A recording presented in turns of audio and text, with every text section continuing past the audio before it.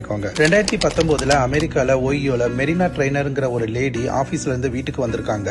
அவங்க வளர்க்குற German shepherd talk வழக்கம் போல அவங்கள லிக் பண்ணி விளையாண்டு இருக்கு. இது வழக்கமான விஷயம் தான். ஆனா ஒரு 4 நாளுக்கு அப்புறமா அவங்களுக்கு என்னைக்கும் இல்லாத மாதிரி காய்ச்சல் கூடி இருக்கு. என்னன்னு தெரியாம ஹாஸ்பிட்டல்ல அட்மிட் ஆகுறாங்க. அதுக்கப்புறமா அவங்க கை கால் எல்லாம் கருப்பா இருக்கு. இந்த அன்யூசுவலான விஷயத்தை பார்த்த டாக்டர்ஸ் என்ன சொன்னாங்கன்னா, நாய் நக்கிறப்ப அந்த பொண்ணோட கையில ஒரு காயம் இருந்திருக்கு.